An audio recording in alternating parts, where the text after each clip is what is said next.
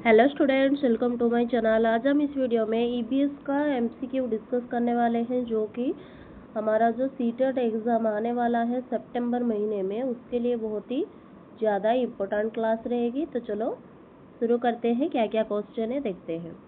Which region is known as cold desert of India? Cold desert of India किसे कहा जाता है? कौन से रीजन को? ओटी रीजन को, या दार्जिलिंग को, या लद्दाख को, या शिमला को? इस रीजन को हम कोल्ड डेजर्ट कहते हैं, लद्दाख। ऑप्शन सी करेक्ट होगा, लद्दाख। लद्दाख को कोल्ड डेजर्ट ऑफ इंडिया कहा जाता है क्योंकि वहाँ पर बहुत ही ज़्यादा लिटिल रेनफॉल होता है, बहुत ही कम बारिश होता है वहाँ पर, लिटिल रेनफॉल होता है और साल भर में बहुत ही ज़्यादा ठंड लगती है, इसलिए उसे हम कोल्ड डेजर्ट भी बोलते हैं। क्वेश्चन नंबर 2 में चलते हैं। क्या है? Which bird has forwarded facing eyes like human? कौन सा पक्षी है जो उसके आंखें को ह्यूमन की तरह फॉरवर्ड कर सकती है? कौन सा पक्षी है जिसके आंखें जो मनुष्य की तरह, जो हेड होता है उसके सामने होता है, हेड के सामने होता है, वो कौन सा पक्षी है? वो उल्लू है, ओल। इसमें उसे क्या होता है? उसे रात में शिकार करने के लिए उसकी हेल्प मिलती है। तो ऑप्शन बी होगा करेक्ट। क्वेश्चन नंबर 3 में चलते हैं। The tribal language Kurukh is mainly spoken in which Indian state? जो कुडुक लैंग्वेज है एक ट्राइबल लैंग्वेज है, तो वो कौन से स्टेट में, कौन से स्टेट में बोला जाता है? अरुणाचल प्रदेश में, या झारखंड में, या मिजोरम में, या मणिपुर में? वो कहाँ पर बोला जाता है? झारखंड में। ऑप्शन बी होगा करेक्ट, झारखंड। कौन सा ट्राइब के लोग ये बोलते हैं? ओरन ट्राइब। कौन सा ट्राइब? ओरन ट्राइब के लोग जो होते हैं वो इस लैंग्वेज को यूज करते हैं ईस्टर्न इंडिया में। और ये कौन से लैंग्वेज में बिलोंग करता है? द्राविडियन लैंग्वेज फैमिली से ये बिलोंग करता है और झारखंड में बोला जाता है। और झारखंड के आसपास मतलब छत्तीसगढ़, उड़ीसा, वेस्ट बंगाल, वहाँ पर भी ये बोला जाता है। तो ऑप्शन बी होगा करेक्ट।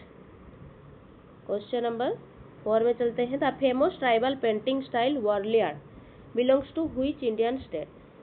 एक ट्राइबल पेंटिंग है वर्ली आर्ट, वो कौन से इंडियन स्टेट से बिलोंग करता है? कहाँ से? कौन सा स्टेट? ओडिशा, महाराष्ट्र, वेस्ट बंगाल, या राजस्थान? करेक्ट आंसर होगा महाराष्ट्र। तो महाराष्ट्र जो है वो वर्ली आर्ट के लिए फेमस है। और ये वर्ली ट्राइब के जो लोग होते हैं, जनजाति जो होते हैं, उनके द्वारा क्रिएट किया गया पेंटिंग होता है। तो ऑप्शन बी होगा करेक्ट। ओडिशा जो है वो पट्टचित्र आर्ट के लिए फेमस है, पट्टचित्र आर्ट। वेस्ट बंगाल जो है उसे कालीघाट पेंटिंग के लिए वो फेमस है, कालीघाट पेंटिंग। और राजस्थान जो है वो पहाड़ एंड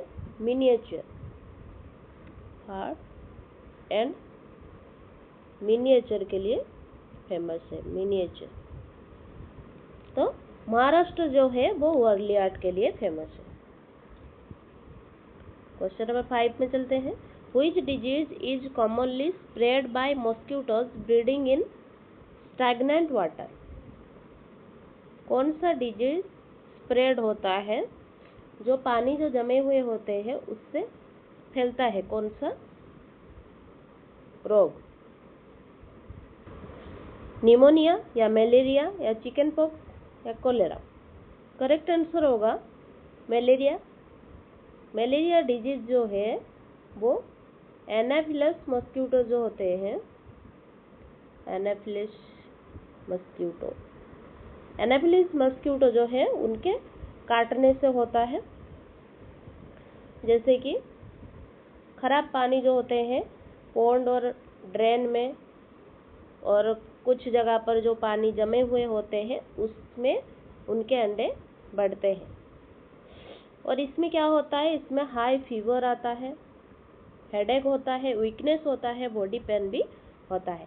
और ये जो निमोनिया है ये लॉन्ग इन्फेक्शन है, मस्कीटो के काटने से नहीं होता है। चिकन पॉक्स जो है वो वायरल डिजीज होता है जो कि एयर और कांटेक्ट से स्प्रेड होता है। और जो कोलेरा होता है spread only through food and water, food और वाटर से ये स्प्रेड होता है, मस्कीटो से नहीं। तो ऑप्शन बी होगा करेक्ट। 6 में चलते हैं। In which layer of atmosphere is the ozone layer found. तो कहाँ पर ozone layer found, ozone layer देखने को मिलता है, कौन से एटमॉस्फेयर,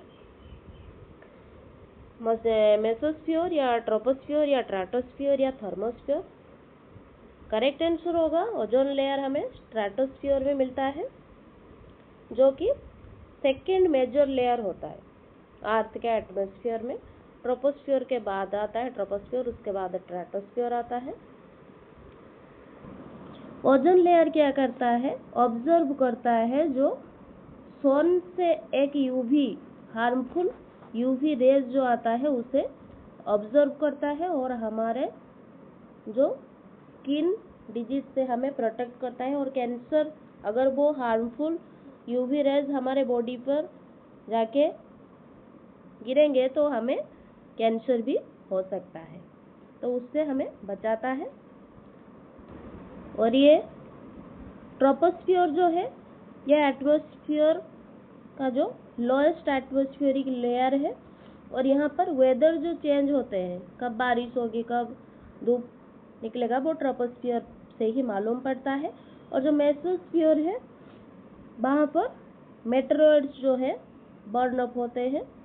और जो थर्मोस्फियर है वो वेरी हॉट अपर लेयर है और ये आयोनाइज्ड गैसेस यहाँ पर होते हैं। तो ऑप्शन सी होगा इसका करेक्ट।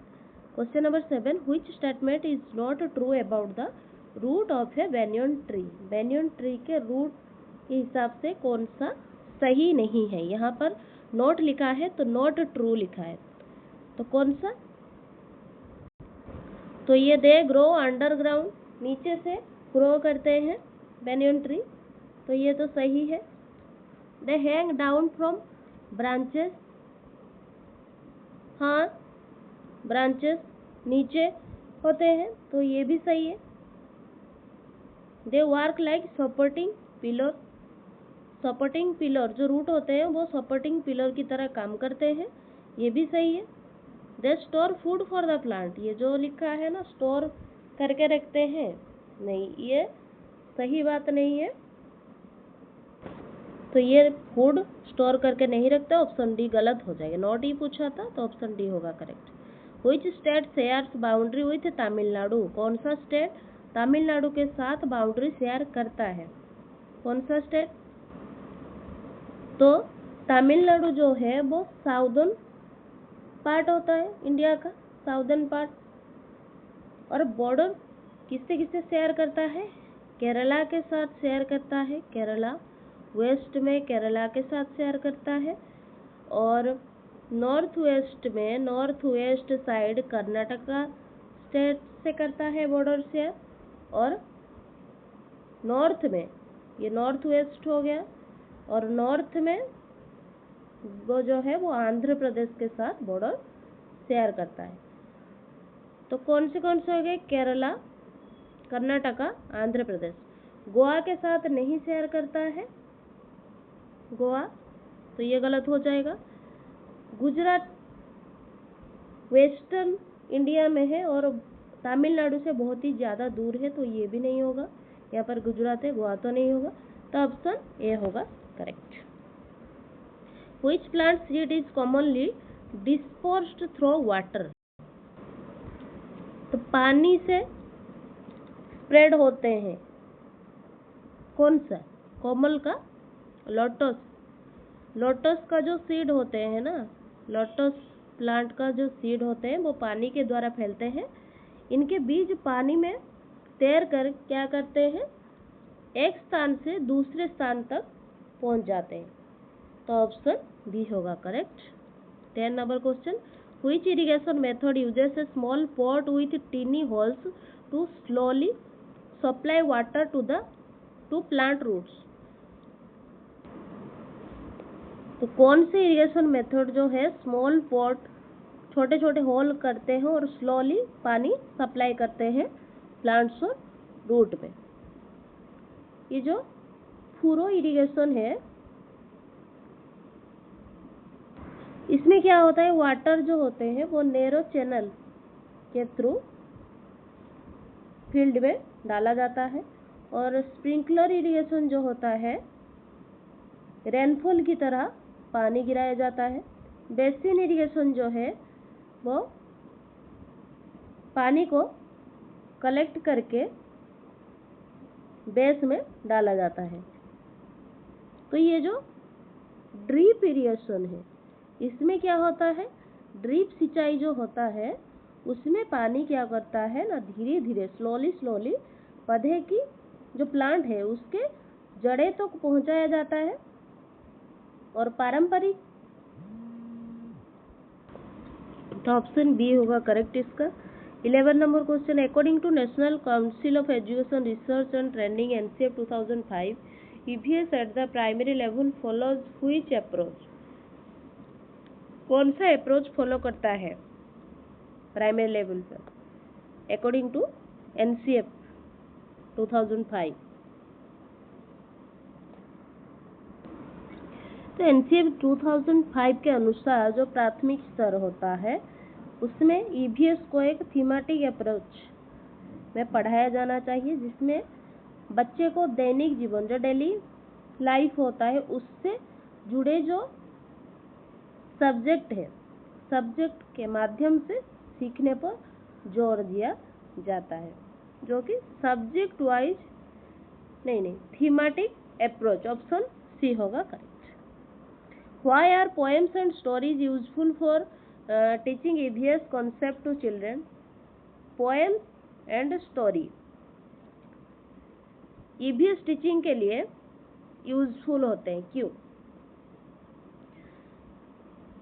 क्यों यूज होते हैं? क्योंकि जो कविता और कहानियां होते हैं EVS सीखने को इंटरेस्टिंग बनाता है और इजी बनाता है बच्चों के लिए। ये बच्चे को रचनात्मक तरीके से वास्तविक जीवन और पर्यावरण से, एनवायरनमेंट से जोड़ता है। करेक्ट आंसर क्या होगा? They help student memorize only definition. जब भी मेमोराइजेशन वर्ड आ जाए वो गलत होता है।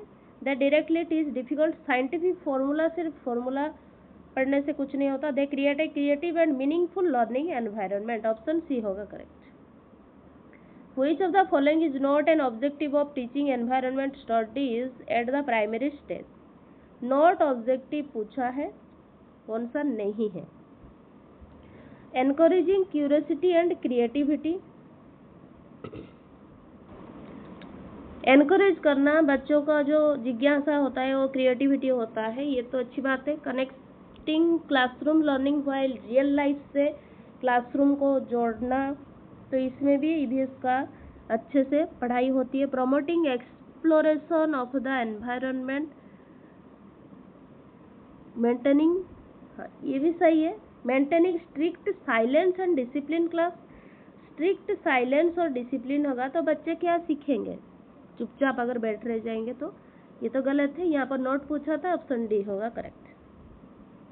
How can a teacher best assess a student's experiment skill in environment studies.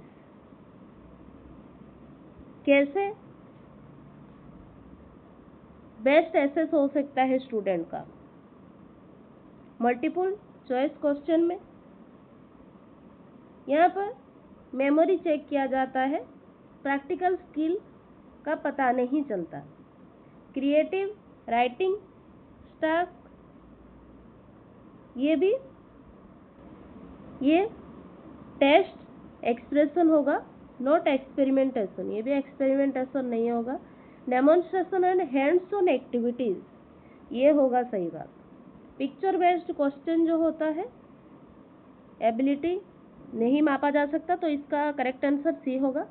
While selecting a textbook for class 3 to 5 in environmental studies, which criterion is most appropriate? कौन सा सही है? कक्षा जो 3 से 5 के जो बच्चे होते हैं उसमें EVS की किताब ऐसी होनी चाहिए कि जो बच्चे को अनुकूल हो और उसमें जो लैंगिक भेदभाव है, जो जेंडर बायस है, उसमें बच्चे आसानी से सीखते हैं और समानता का भावना विकसित होता है। तो जो answer the book is child centred होना चाहिए और फ्री फ्रॉम जेंडर बायस। ये जो भी लिखा है 3 ऑप्शन ये गलत हो जाएगा, तो ऑप्शन बी होगा correct. While organizing group activities in environmental studies, what is the most appropriate practice for a teacher? कौन सा सही होगा? Separate boys and girls into different group. तो ये तो अलग अलग कर दिया जाएगा, तो ये इक्वालिटी यहाँ पर मालूम नहीं पड़ेगी, इनइक्वालिटी हो जाएगा। एनकरेज नहीं करेगा मॉडर्न एजुकेशन को, तो ये तो गलत हो जाएगा। फॉर वेरी लार्ज ग्रुप और टू इंक्लूड मैनी स्टूडेंट, ये क्या हो जाएगा? अलग अलग, अगर ज़्यादा बच्चे हो जाएंगे तो अलग अलग का जो भी पॉइंट ऑफ व्यू है वो समझ में नहीं आएगा, तो ये भी गलत बात है। Answer equal participation and cooperation among all student, सभी का पार्टिसिपेशन होना चाहिए और सभी का कोऑपरेशन भी होना चाहिए, ये सही बात है। Group students only based on exam marks, ये भी गलत है। What is the main purpose of an integrated approach in environmental studies at the primary level? क्या होगा करेक्ट आंसर? तो teaching science and social science separately, separate teaching subject जो है वो ऑपोजिट ऑफ इंटीग्रेशन होगा। Helping children understand their environment as a whole, ये तो सही है। Reducing the number of school periods reduce करने में EVS क्यूरिकुलम का कोई भी रोल नहीं है, ये गलत हो जाएगा। Preparing students for competitive exam, तो यहाँ पर सही हो जाएगा option B. Which method is mainly used for continuous and comprehensive evaluation CCE in environmental studies, कौन सा मेथड यूज होता है CCE में? कौन सा मेथड?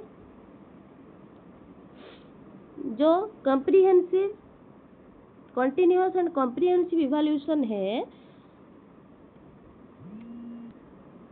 उसके लिए बच्चों का जो मूल्यांकन होता है वो लगातार किया जाता है। इसमें एनेक्डोटल रिकॉर्ड जो होता है, एनेक्डोटल रिकॉर्ड और पोर्टफोलियो सबसे महत्वपूर्ण होती है, क्योंकि ये बच्चे की पूरी सीखने की प्रक्रिया को दर्शाता है, तो ऑप्शन सी होगा correct. Why are field trip important in environmental studies? Field trip क्यों जरूरी है EVS के लिए? EVS में फील्ड ट्रिप इसलिए महत्वपूर्ण है क्योंकि बच्चे जो है वो वास्तविक चीज़ों को देखकर और अनुभव करके, फील करके सीखते हैं, जिससे क्या होता है, उनकी समझ अधिक मजबूत और क्लियर होता है, स्पष्ट। तो करेक्ट आंसर क्या होगा? They provide real life experimental learning. A teacher begins a lesson in environmental studies by first asking questions about students' prior knowledge. Which teaching learning principle is being used? क्या होगा correct answer? जो known to unknown होता है उस सिद्धांत में क्या होता है, शिक्षक पहले बच्चे को, जो पहले शिक्षक होते हैं वो बच्चे को क्या करते हैं, पहले ज्ञात अनुभव से शुरू करते हैं और फिर नई जानकारी जो पहले से मालूम है उससे स्टार्ट करते हैं, और जो जानकारी नहीं मालूम है उस तक बढ़ते हैं। तो करेक्ट आंसर होगा नॉन टू अननोन। तो यहाँ पर हमने टोटल 20 MCQ डिस्कस किया है ईवीएस से रिलेटेड। तो 20 में से आपका कितना करेक्ट हो रहा है मुझे कमेंट बॉक्स में ज़रूर बताना। इस टाइप का वीडियो देखने के लिए मेरे चैनल को लाइक शेयर सब्सक्राइब करें। Thank you students, keep study.